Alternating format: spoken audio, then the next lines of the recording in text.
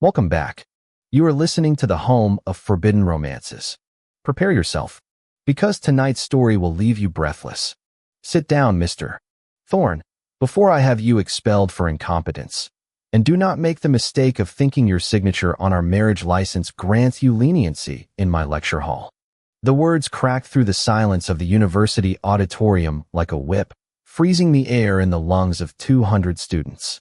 Julian Thorne stood paralyzed at his desk, his knuckles turning white as he gripped the edge of the mahogany wood, staring down into the abyss of Professor Alaric Vane's cold, mismatched eyes. One eye was the color of polished slate, the other a piercing, unnatural violet, a genetic anomaly that the tabloids claimed was the mark of a sorcerer, but which Julian knew was simply the mark of a devil. The humiliating revelation of their private union hung in the heavy air, a secret Julian had guarded with his life, now weaponized by the very man who had forced the ring onto his finger 3 days ago. Alaric didn't wait for a response. He turned his back, his black trench coat billowing like a shadow, and began writing complex political theory equations on the chalkboard, his posture rigid, dominant, and utterly unbothered by the devastation he had just caused. Julian sank into his seat, the heat of shame rising up his neck. This was not a marriage. It was a hostile takeover. The drive to the Vane estate that evening was suffocating. The interior of the black limousine smelled of expensive leather and the faint, metallic scent of ozone that always seemed to cling to Alaric. Outside, the neo-futuristic skyline of the city blurred into streaks of neon rain, but inside, the silence was absolute. Julian sat as far away from Alaric as the seating allowed. He looked at the man who was now legally his husband. Alaric Vane was undeniably beautiful in a terrifying, architectural way. High cheekbones that looked carved from marble, lips that were perpetually set in a line of disdain, and hands that were elegant but capable of crushing opposition, both political and physical. He was the youngest dean in the history of the academy, the heir to the Vane crime syndicate disguised as a lobbying firm, and now, Julian's jailer. "Stop shaking," Alaric said, not looking up from the tablet in his lap. His voice was a low baritone that vibrated in Julian's chest. "It projects weakness." "I'm not shaking from fear," Julian snapped, his own temper flaring. He was the son of the Thorne family, a lineage known for its defiance. "I'm shaking from rage. You humiliated me today. Was it necessary to announce our arrangement to the entire student body?" Alaric finally looked up. The violet eye seemed to glow in the dim cabin light. It was a calculated maneuver. The rumors were already starting. By confirming it with disdain, I control the narrative. Now, they think I despise you. They think you are a burden I am forced to carry. "You do despise me," Julian countered bitterly. "Whether I do or do not is irrelevant," Alaric said, closing his tablet with a sharp snap. "What matters is that the syndicate thinks I do. If they believe you are my weakness, they will kill you. If they believe you are my nuisance, they will ignore you. I prefer you ignored." "Why?" Julian challenged. "Why save the nuisance?" Alaric leaned forward, invading Julian's personal space. The air grew heavy, charged with an electric tension that made the fine hairs on Julian's arms stand up. Alaric reached out, his gloved fingers brushing the hair from Julian's forehead. The touch was possessive, not tender.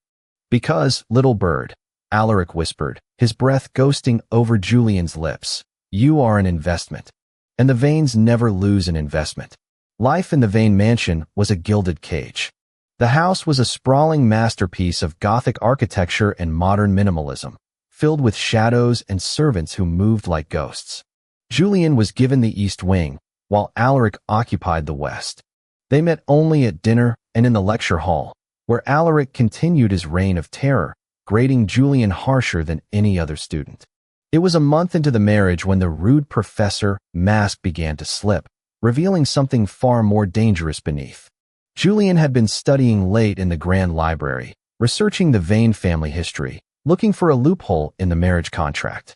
He had fallen asleep over a pile of old ledgers, his cheek pressed against the rough paper. He woke to the sensation of being lifted. Julian gasped, instinctively thrashing, but iron arms held him tight against a chest that felt like a wall of solid muscle. He looked up to see Alaric carrying him, not toward the guest rooms, but toward the master suite. "Put me down," Julian hissed, though his heart hammered a traitorous rhythm against his ribs. Be silent, Alaric commanded, though his voice lacked its usual bite. You fell asleep in a draft. Do you want pneumonia? I don't have time to nurse a sick spouse. Alaric kicked open the door to his bedroom. It was the first time Julian had seen it. It was stark, dominated by a massive bed with black silk sheets and a wall of weapons. Antique swords, modern firearms, and ceremonial daggers displayed like art. Alaric deposited Julian onto the bed with surprising gentleness. Before Julian could scramble away, Alaric loomed over him, bracing his hands on either side of Julian's head. The professor looked exhausted. There were dark circles under his eyes, and his white dress shirt was unbuttoned at the collar, revealing the edge of a fresh, bloody bandage on his collarbone. Julian's eyes widened. You're hurt. An occupational hazard, Alaric dismissed, wincing slightly as he straightened up. Who did this? Julian sat up, his earlier defiance replaced by a sudden, confusing surge of concern. Was it my father's men? Alaric let out a dry, humorless laugh. Your father doesn't have the spine to attack me directly. No, this was the Red Council. They are testing the waters. They wanted to see if the rumors were true. What rumors? That I haven't claimed you, Alaric said bluntly. Julian's face flamed red. Claimed me. In our world, Julian, a marriage unconsummated is a contract voidable by death. Alaric walked to the side table and poured a glass of amber liquid, downing it in one swallow. He turned back, his gaze heavy. They attacked me to see if I would fight to get back to you. If I hadn't returned tonight, they would have come for you next. So you fought them off? For me, I fought them off for my reputation. Alaric lied, but the hesitation in his voice betrayed him. He walked back to the bed, sitting on the edge, his back to Julian. Sleep here tonight. It's the safest room in the house. I will take the chaise.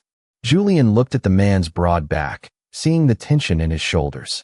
The rude professor, who humiliated him in class, was currently bleeding through his shirt to ensure Julian slept safely. Alaric, Julian said softly. Go to sleep, Julian. Let me change your bandage. Alaric stiffened. No, you can't reach it properly. You'll get an infection, and then who will terrorize the freshmen? Julian moved before he could talk himself out of it. He knelt behind Alaric on the mattress. Alaric didn't pull away. Julian's fingers trembled as he unbuttoned the rest of Alaric's shirt, peeling the fabric down. The wound was ugly, a deep gash across the trapezius, clearly made by a serrated blade. Julian swallowed his nausea and reached for the first aid kit Alaric kept on the nightstand. As he worked, cleaning the wound and applying fresh gauze, the silence between them shifted.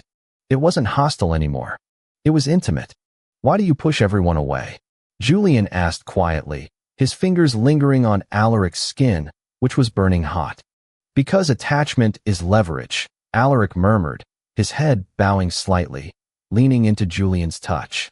And you are a massive liability. Is that all I am? Julian whispered, finishing the bandage. He didn't pull his hands away.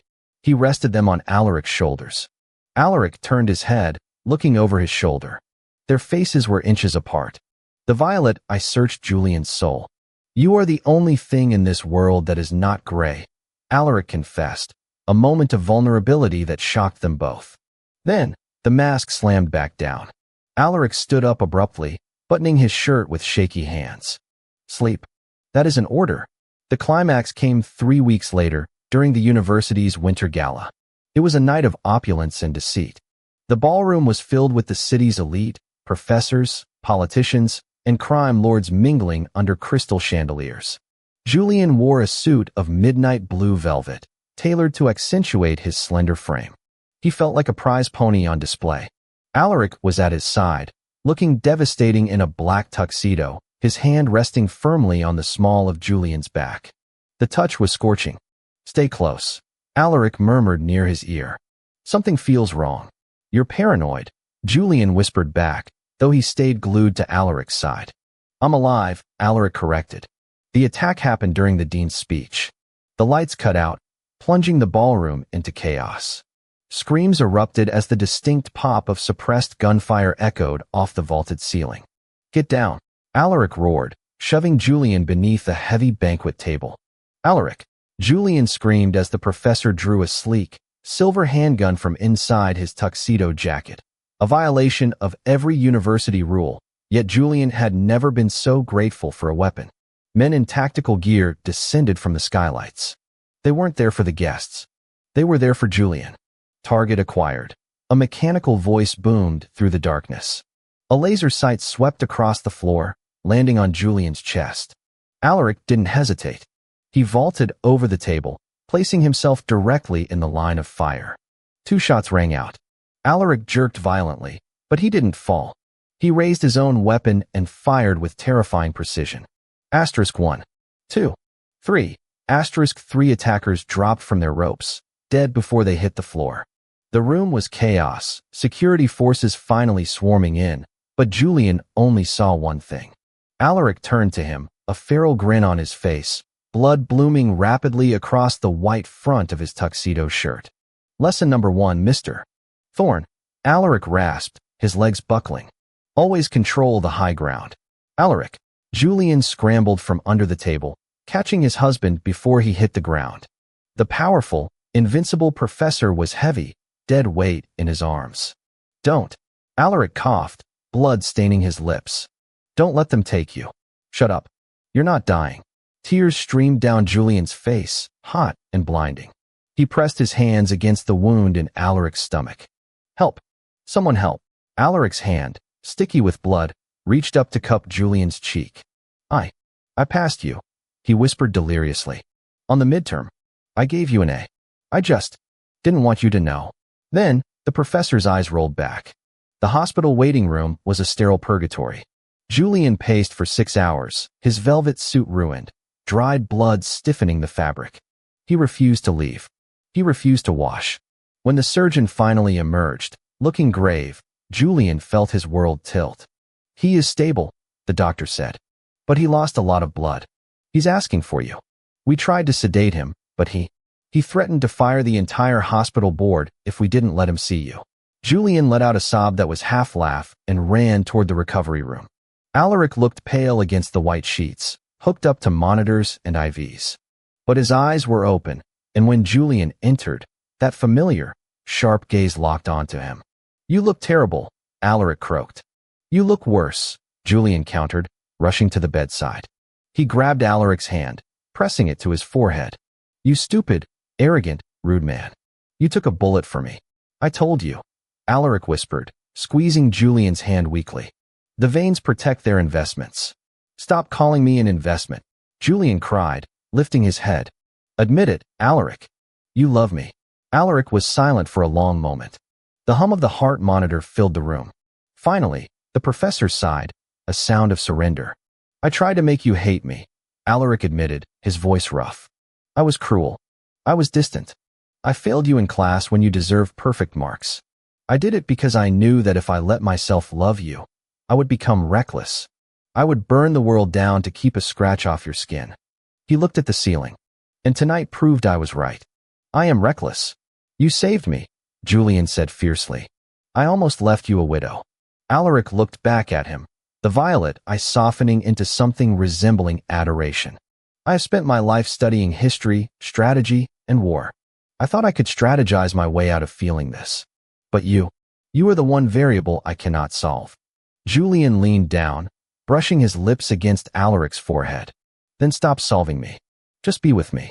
Alaric reached up, his hand tangling in Julian's hair, pulling him down for a kiss. It wasn't the chaste, forced kiss of their wedding day. It was desperate, tasting of saline and iron, a claiming that went deeper than any contract. Very well, Alaric murmured against his lips. But I expect you to be on time for my lecture on Monday. And Julian, yes. If anyone else looks at you the way I do, I really will expel them. Julian smiled, resting his head on Alaric's chest, listening to the steady, strong beat of his heart. Yes, Professor. And that is how the viper tamed the wolf, by letting himself be bitten first. If you enjoyed seeing Professor Vane lose his composure for the sake of love, destroy that like button. And tell me in the comments, would you forgive a husband who bullied you to keep you safe, or is the deception unforgivable? I'll be reading your answers. Subscribe for the next chapter. Until then, prompt image. Prompt, masterpiece, best quality, high res. 1.2. Korean manhwa style, semi-realistic, digital art. 2 men. BL, Yaoi, Man 1. Alaric, tall, sharp features, one gray eye, one violet eye, black hair, wearing blood-stained torn tuxedo, holding a gun, protective stance, intense expression. Man 2. Julian, slim, beautiful, wearing blue velvet suit, terrified but clinging to Man 1, kneeling on floor. Background is a chaotic ballroom, shattered crystal chandeliers, dramatic lighting, glass shards. Atmospheric smoke, cinematic composition, sharp focus, intricate details.